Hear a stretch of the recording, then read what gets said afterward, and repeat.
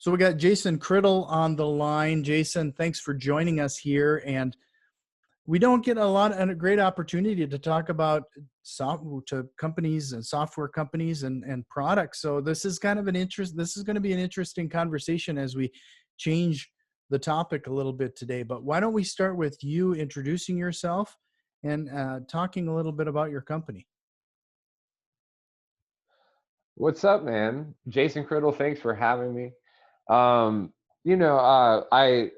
one of the really cool things is, I was listening to a few episodes of your show this morning, and I Googled you, and and it was so beautiful because you pop right up. And not only do you pop right up, but you pop right up on a couple of different pages. I mean, you're part of a couple of different networks, and you have your LinkedIn, and you have your podcast, and you have a website, and it's beautiful because I spent all my time teaching entrepreneurs and new businesses that, it's not that your product or your service is bad. It's just that nobody knows who you are. And whenever they Google you or they Google your name or your brand, they're not really finding anything. And so, you know, fortunately, most of the stuff that I've done and the successes that I've had are available on Google. I spent a long time becoming Googleable. Mhm. And so yeah, man, recently, I know that you're in IT, but recently we have a lot of investors that are real estate investors that are involved with our software company. I know that there's been a lot of changes in real estate investing with COVID, and there's been some bills introduced. And so really, I just wanted to come on and kind of talk to you about what's going on in real estate game right now, and if we think that investors are aware that there's other options available to them. Sure. Yeah, you initially mentioned, the Rent and Mortgage Cancellation Act and how some of that's going to impact us. But talk a little bit about what you have to offer. I mean, you talk about these different avenues, and you're a software company, so um, that's really what I'm going to end up getting pretty interested in. It's interesting to see how different entrepreneurs and different companies are adapting to uh, this current scenario that we're living through. Right, yeah, man. I mean, we're smarter holdings, smarter marketing. We have a few properties out there. We're a 5-year-old company now. We'll be a 5-year-old company here in the next couple of months. And we started out just as a merchant processor. Back in 2014, 2015, we were trying to get people to use credit card machines. Hmm. And we had an API available that we could use online. And then suddenly the business model turned towards, well, everybody's going to e-commerce, so why don't we build an API online that people use? And that turned to smarter commerce. And then we started building proprietary technology, affiliate tech, marketing, referral marketing, all these different pieces of software, but also processing all the transactions through all the software. And so at the end of it all, we have an e-commerce company, and we have many tools that we provide. Um, and not only that, but being a software company, we've been complete for quite some time. And one of the things that I always talk to investors about is, you know, whenever you're trying to build a property, it's not as easy to sell the property as it is when it's built. Whenever the property is sold, then you have the property sitting there. People can look at it, they can make the decision whether they want to buy it. But whether somebody buys it, leases it, whether it's multifamily, single family, you are limited to the amount of people that can be in that property at that time. You are Hmm. always going to be limited on how much income you can make based on location, location, location. And so the thing about software companies is we have infrastructure online. Our customers are globally available to us. And even though there are a lot of very, very successful companies on the stock market, that a lot of people are invested in, those software companies all started out privately. And the people that made real money with those software companies are the people that were invested in those companies before those companies launched and went, did their IPO and went public. And so being here in Texas, one of the things that I've, in the last 7 or 8 years of doing what I do, usually if I want to get around software investors or software entrepreneurs, I have to go to Philadelphia or New York or California. But here in Texas, here in Dallas especially, there are everybody's involved in real estate. We still have a huge plot of land that can be developed, and there are meetings about meetings and meetups about meetups, and everybody's involved in real estate. But then something like COVID happens, and all of a sudden everything changes, and people stop showing up to work, and people stop paying rent, and laws and bills start coming across desks that say not only can the way people have invested in real estate for years completely change, but also the type and who can invest in real estate is going to change too. And even though the Rent and Mortgage Cancellation Act might not pass, that doesn't mean that different parts of it won't, or that different parts of it won't go into law, or that even something that would make even a bigger change could come across the table. And so whenever COVID happened and everybody started running home, what they all started doing is building infrastructure online. You have people that were doing more Zoom meetings. You have people that are figuring out how to, do legal proceedings in court, still work and operate, and teachers work with their students from home. But another thing is a lot more transactions started happening. A lot more e-commerce started happening, and a lot more entrepreneurs that have been sitting on the fence for some time have finally decided to go out there and start building their brand online. And so while a lot of people are focused on stock, and while a lot of people are focused on real estate, there's a lot of software companies that are not only making money, and not only making returns for their investors, but they are welcoming in dollars from investors for their products and their services and their offerings. And people that are in real estate just don't know that it's there. And so, yeah, I wanted to come on and talk to you guys because I want to start educating more people that are involved in real estate on how they can get involved in software companies, Sure.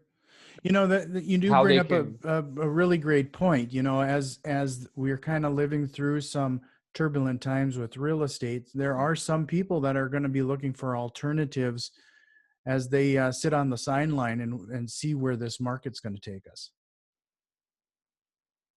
Yeah, even whenever I was sitting with Mitch over the weekend, he mentioned that a lot of his investors will always tell him that they're not as diversified as they want to be, and so they put a little bit of money in real estate, but they're always looking for something else. And what do people really turn to? The average everyday person just does real estate or stock. Most people wouldn't go near crypto. I don't blame them. But software is still, even though we're surrounded by software, even though software is a part of every day of our life now, a lot of people just aren't aware that there are ways that you can make money from private software companies all over the world. Right. Yeah, and I think you're referring to Mitch Stephen, right? Yeah, Misty. Yeah, Mitch was on our episode 99. So if people were interested in that, Mitch has a very interesting strategy regarding seller financing, and he doesn't uh, do the traditional rental property. He really focuses on being that seller financer, and has some great strategies there too. So make sure you check out episode 99 if you're interested in that strategy. But going back to you, Jason, like so what kind of thing would people expect? Like let's say, could you kind of give us like a high level breakdown of if they were interested in investing in a software company such as yours, or how that works? I mean, you talk about note financing. Is that do you have a are you talking about a similar type of deal with what Mitch is doing down there in Texas? Yeah, yeah, yeah. Yeah, Mitch is a great guy. So everybody check out that episode 99 so you can hear his strategy, because he's raised, over about 24, $25 million with his investors, and flipped hundreds, I mean hundreds of homes, and has a really great strategy. And he's now becoming a part of Smarter, helping us out not only with education, but helping us get into a certain area of real estate as well. But just to give you an example, we have a convertible note product. A convertible note is usually used by startups or software companies whenever they don't necessarily have a value, or they aren't giving a value to their company. And so it's really just a debt note. That debt note will have a certain term on there. The investor will put in 10 grand, 50 grand, however much they decide to invest for a term, usually a minimum of 2 years. And then they earn 10 to 20% on that note. It's a simple interest. They can be paid out monthly, quarterly, yearly. They can keep it in and have it paid out at the end of the term. But normally, what happens with a convertible note is right before the note matures, or when the note matures, it rolls over into equity. And so the person would then have an equity position in the company. Um, well, we're also keeping our equity, and our equity is worth a lot more than the convertible note. And so that's the protection that we can offer to our investors, is because if their note were to roll over into equity, Mitch and I were talking about that.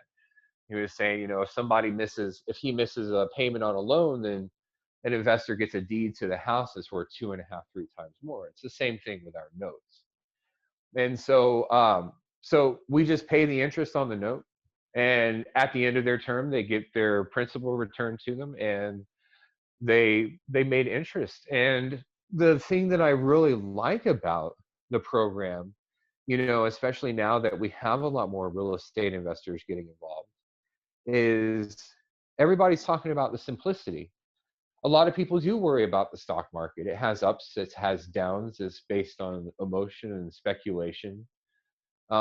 Real estate, you have some gambles. I was listening to your last episode, and the gentleman in Florida was talking about squatters and evictions, and all these different things. And I'm like, man, if we ever have a customer that's not paying their bills, the software just cuts them off. Like, we don't have to do anything. We don't have to worry about squatters. We don't have to do any of that. We make more money acquiring customers and keeping those customers going than it costs to get them. And we're rolling that back over into investment products for our customers. Being an e-commerce company, we saw over 1,000% uptick in the last 60 days since COVID has happened. And I imagine that a lot of e-commerce platforms are going to continue growing as well. Yeah. So can you mentioned here now that it's associated with property, or how does that exactly tie together? Like, you're basically issuing loans to real estate investors, or maybe I'm just misunderstanding how this works. Yeah, a convertible note is just it's a loan product. Basically, an investor would be loaning a company money for a set amount of time, paying back a set amount of interest. Hmm. No different than a real estate note. How Right. they tie together is real estate investors are not only are they always looking to diversify.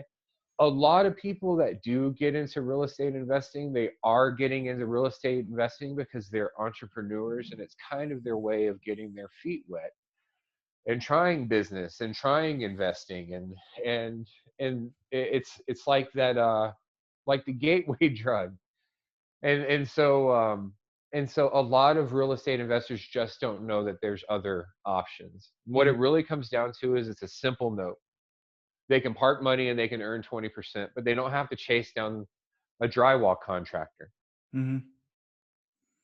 So, is there like requirements, like some regarding putting your money here? Like, is there a minimum that you have to work with, or Yeah, how does so that a work? lot of a lot of the investors that would come into our portfolio are accredited investors.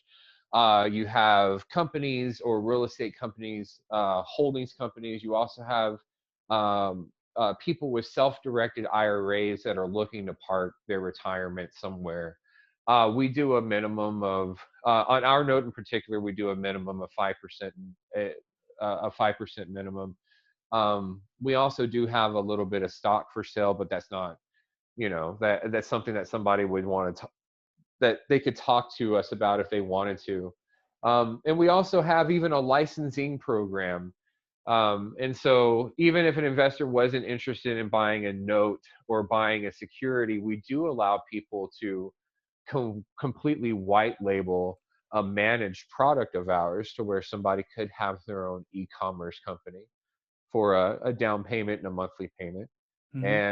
And now they have their own software company running online, but they don't have to hire engineers. They don't have to do anything. Customer service, everything is taken care of on our end. And Sure. so here's the thing, Jack. Like, we're not the only software company doing it. And Hmm. so I really want people to understand that. We talked about it before I got on the show. Like, yes, we do have products for sale, but no, I didn't come on the show to sell anything. I came on the show to educate people, because one of the things that I have been trying to do, especially for the last couple of years, is talk to especially people that are coming to us, talk to people that have been involved in real estate and are actively involved in real estate, and just giving them a comparison of the two. And so I would love to share more information with you. Maybe you can make it available online. I don't know, Oh yeah. or share some information with anybody that wants to get in touch with us, just so they can kind of compare and contrast um, the differences between private software, real estate, and the stock market. Right. Well, can you kind of give us a nutshell, like how would they compare, like what people would see in the stock market, for example, compared to what you're offering here? Yeah. So, whenever you are, like, you're a real estate, you're a property investor. So what is it that you are looking for every year? Is there a median return that you're hoping that you'll see every single year from your real estate holdings? Yeah, well, we try to keep an eye on the ball, that it's not just a cash on cash return. Most people see it as such, but with real estate, we typically see four profit centers. So it's a balance between that cash on cash return, appreciation, depreciation, and so when you start to add all of these profit centers together, um, real estate becomes really an attractive investing option or investing Right. vehicle.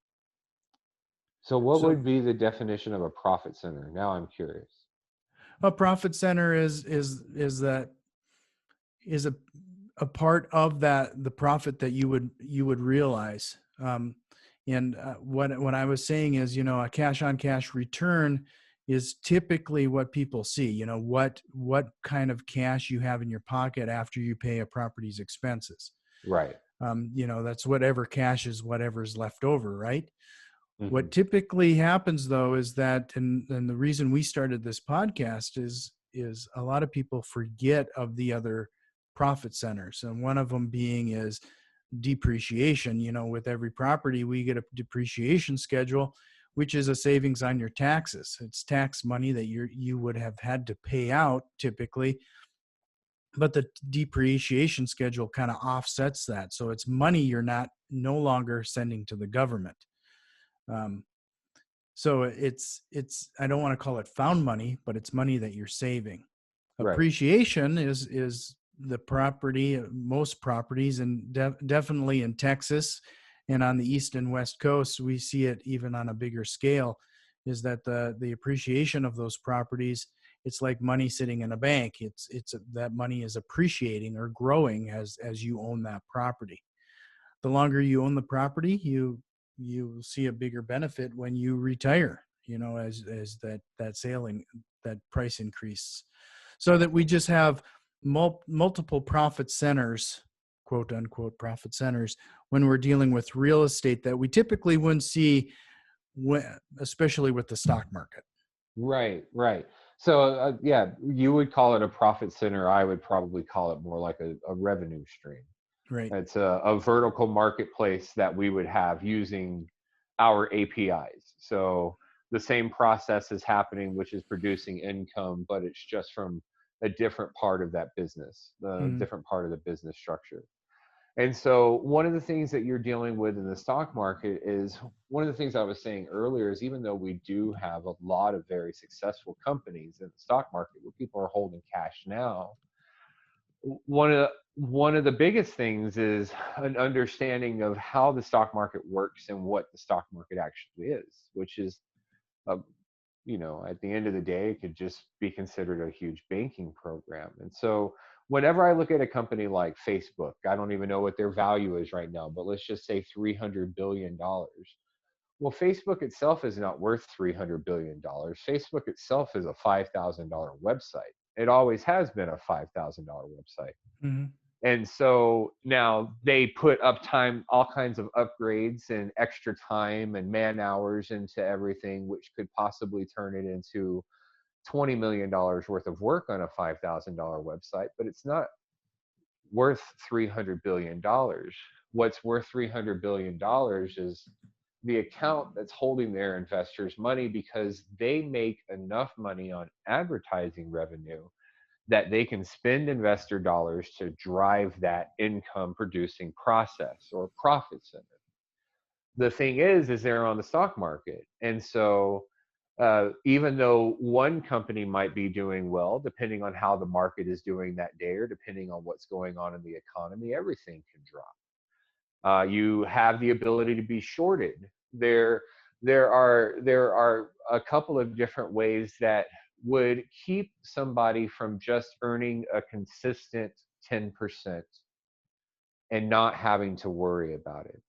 Whenever you're speaking about profit centers, I think it's great that you guys have your podcast because I don't think the average person that's just now getting into real estate investing is thinking about all the different ways that they can be making money from real estate. A lot of the meetups that I've seen and a lot of the online meetings and the events that I've seen it really have a lot of people trying to get that first fix and flip so that they can put up some new drywall and replace the carpet and paint it and make a little bit of money. Mhm. They're not yet treating it like a business. And so they haven't gone through the ups and downs that you and your partners have been through to know how to take advantage of not only your profit centers, but maximize all your income potential in every single facet of the owning the property. They also, whenever they join the stock market, they don't have any control over things like that either. What your average investor is looking for is just a place to earn the cash on cash, like you called it. Mhm. The average investor is just looking for a place to park money and earn 10%. Mhm. And if they could do that, then they could hedge against inflation at least. Mhm. They could make a little bit of more money and have a little bit more money in their pocket. And so to me, whenever I think about the stock market versus real estate versus a private software holdings company is effort. What do I have to do in order to make that return? What's involved? Am I going to watch the news and have a panic attack, and Mhm. have a risk of losing money, or can I just let my money ride? Right. And especially with our convertible note product, it is only used for income producing processes only. So absolute worst case scenario, somebody earns a minimum percentage of, I think it's like 5 to 8%. So it's still really good. And they just get all their principal back. Their principal would never be used for anything that did not produce income. Mhm. So, I'm going to change the topic on you just a little bit because, what I've definitely noticed when talking to you is that You spoke about starting things off being basically a merchant provider or credit card processor online, and you've in 5 years' time, it sounds like you've really found opportunities to fill niches. You've mentioned that there's other companies that are doing similar things online, but what kind of mental hurdles did you go through, or what led you to where you're at here today, focusing on what you are? Yeah, I think that there's plenty of companies that are doing e-commerce online, and I think that it can be done better. And so I've been consulting with companies for 7 or 8 years, trying to help them increase sales processes. I've been studying behavioral economics for quite some time. Most of my books that I've written are about business and behavior. It's just something that's fascinated me my entire life, and so I've always been able to pivot. Bob Proctor has a quote. He said, "The reason most people can't change their mind is because they're not aware of how to use Hmm. it." And so I've always been a very big believer in changing my mind whenever I have new information. And whenever you're an entrepreneur, that's called a pivot. And a lot of people are afraid to pivot. A lot of people have one of the things that I talk to whenever I'm talking to a new business or a new entrepreneur, a lot of people come to me and they say, "Jason, I'm really passionate about this thing. And I want to spend my entire life doing this thing." Well, the truth is sometimes, even though you're really passionate about that thing, it's probably not going to be how you make income for a long time. And so, even though you are passionate about this thing, when you are passionate about it, you're going to have to fund it. You're going to have to put money, time, energy behind it to get it off the ground. And that's the only way that it will ever grow. But people seem to miss that part. They think that as long as they have the passion and they say their affirmations and pray, then all of a sudden things happen. But that's not the way money works, and that's not the way the economy works. Some of the biggest hurdles that we have ever had is me coming to the realization that at some point the business model that we had at the time was going to no longer work. It just wasn't going to work anymore. There's reasons why those things like that happen. One, because whenever you're putting out a new piece of software that the world has never seen, you come up against a lot of challenges, and you go through a lot of people that don't know how to build what you want, and you go through a lot of customers that don't know if they should buy what you have. And so this is going to be the same with any business, any business endeavor, trying to get your first rental property, trying to be a better husband or a better father or a better spouse. It's all the same. The very time that you make a decision to build something, that's when the learning starts. That's when the hard comes. That's when you have to give things your all, because the reality is there's something bigger out there than all of us that's testing us along the way. And whenever we say we want to do something or we want to build something or have something, then there's something that's going, "Oh yeah, you really want it? Okay." Here's another hurdle. How are you going to deal with this? "Oh yeah, you really want it? Okay, here's another hurdle. How are you going to deal with this?" Because the thing is no matter what goal we make for ourselves, the reason why we're making that goal is because we see a different person. We see a different future. We see something in our mind's eyes different than what we're experiencing now. And that thing that's in the future at the end of having reached my goal is better than what I have now. It's different. It's an answer, it's a solution. But where a lot of people get misguided is they don't start being that right now. They don't realize that the only thing that's keeping them from being that right now is being that right now. And that doesn't mean fake it till you make it. That means not needing a to-do list because the type of person that's already fulfilled that goal wouldn't need a to-do list. Not building a contingency plan because the type of person who would have fulfilled that goal would have powered through it all. And so, regardless if we're getting involved in real estate or software, there's a lot of hurdles that do keep us from reaching our goals. And those hurdles are all just mental and spiritual barriers that we've built up in ourselves. Hmm. One of the reasons why I make a really great CEO of Smartr and Smartr Holdings and all of its companies is because I have the faith and belief to pivot.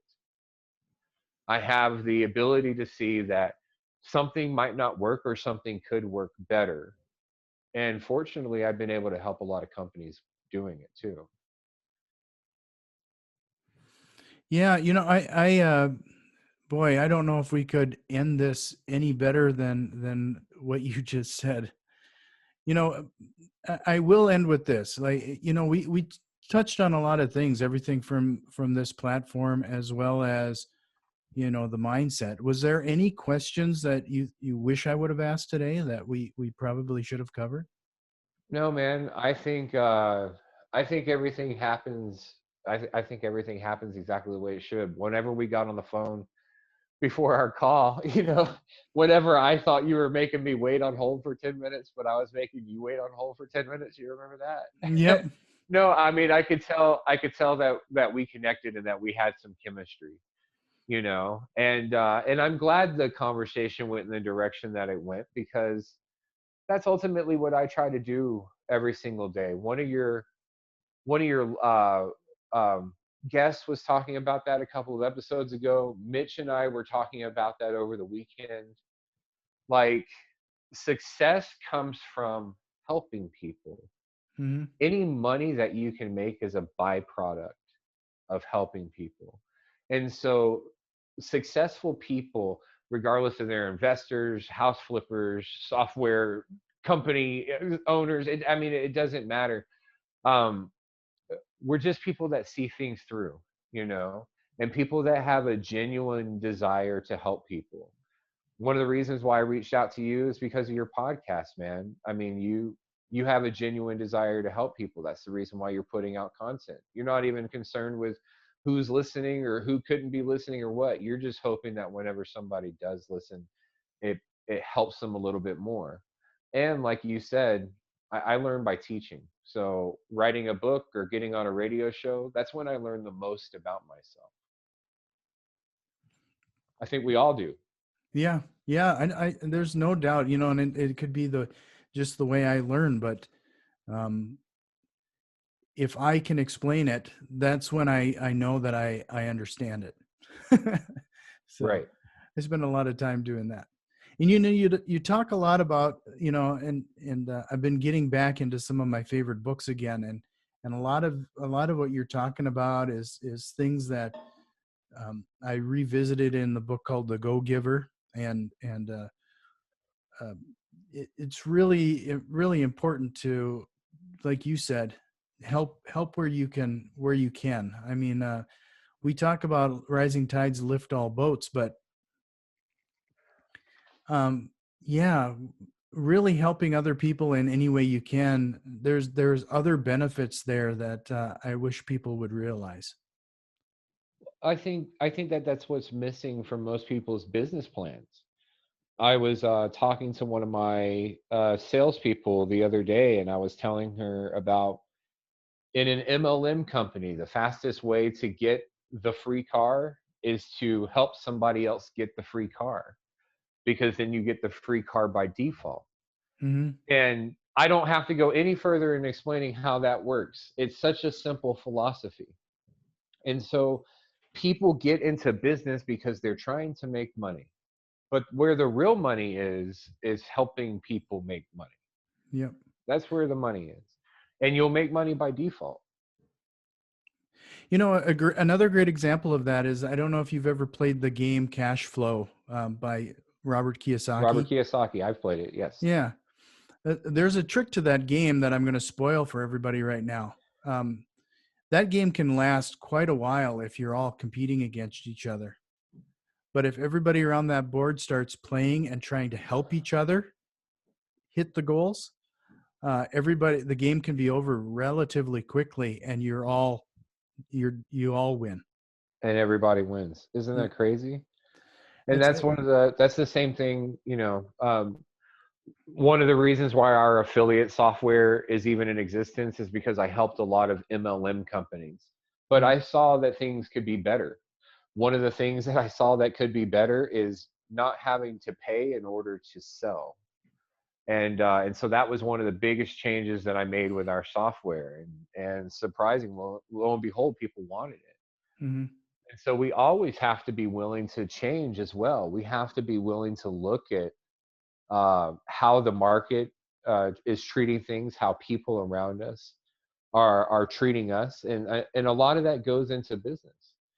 I think the real key to being successful. I was listening to Jack Welch winning whenever I was driving to San Antonio and back, and and the key to being a very successful person is just wanting to be a good person. He talks in one of his chapters about how parents and preachers always make the best managers. And I think it's true. I think that once you become a parent, you start thinking about responsibilities different. Mm-hmm. But then if you can take that and you can adapt it to a compassionate, godlike, um, loving for everybody and an understanding of everybody, then I think that that's what makes somebody a really compelling teacher. I grew up struggling. I grew up poor. I spent most of my time building my software company poor. But it never stopped me from having the desire to just help people. And that's one of the ways that you become Googleable is Google doesn't show you money. Google doesn't is not a bank account, but what it does show you is wealth. It shows you the things that somebody is building for themselves. And and I think that we can all strive to do that, man. And maybe hopefully somebody's listening to this episode, and I don't care if they know or want to know anything about real estate or software or the stock market. I just hope that we talked about something here at the end that compelled them to go out there and try to be the best person that they can be. Because that's what it all comes down to, man. It all comes down to the fact that we've all become these selfish hypocrites that sit inside our own little holes and we don't do anything for anybody else, man. And then all of a sudden it takes a virus, it takes a pandemic for us to realize that even truck drivers are important and the people that work at grocery stores should be thanked. This is a world that we should have been living in all along. And so the world is never going to go back to the normal that we saw. This is going to be the new normal going forward. And the new normal can make somebody a lot of money. It can make somebody a better person. Like all the lines, you have a line that could be crossed. Those lines disappeared 2 months ago. We live in a completely different world now where people can be whatever it is that they want to be. And they've been able to do it for 60 days. And it takes people like you and me to get up there and show them that they can do it and to tell them on an episode like this that they do have permission to do it. I am a 36-year-old father that has raised my daughter and homeschooled her on my own while building this software company. If I can do that, then anybody can do anything. And I grew up poor. I didn't come from a trust fund. I didn't have any money. Man, I'm just a guy. I'm just a guy that wants to help others. And if people develop that drive and that ambition in themselves, then they can be very, very successful, Jack. Well, Jason, I appreciate you adapting to change again as I change subject on you mid podcast here. I don't know if you expected it to be a mindset interview, but I mean, in the end, that's kind of where we landed. Yeah, man, just going with the flow, brother. Yeah. So where can people find you, learn more about your company? I'm sure they can Google you. I know you've been on published on a number of platforms, but where's the easiest way to get a hold of you? Yeah. If anybody wants to look up anything Smartr, it's SMARTR, so Smarter without an E. Smartr Holdings is our holdings company. We have Smarter Marketing out there. If anybody needs affiliate software, we have Smarter Commerce. Oh my gosh, it's huge. But somebody can just Google me. They can look up Jason Criddle, and whenever they do look up Jason Criddle, one of the very first things that's going to pop up is probably going to be my website, jasoncriddle.com. They can contact me through there. They can contact me through any Smarter website. I have an app that I just use that's out there as a demo for our affiliate company that sells apps. But somebody could get a hold of me through the app if they wanted to. It's up to them. And yeah, so just look me up. Love to talk to you. Yeah, I appreciate it, Jason. And I'll make sure to include all of those links in the show notes. Really appreciate your time. We kind of went a bit longer than you probably were expecting, but I appreciate you sticking it out. Oh, dude, this is fun, man. I'd love to do it again sometime too. Yeah, I'd appreciate that. Thanks.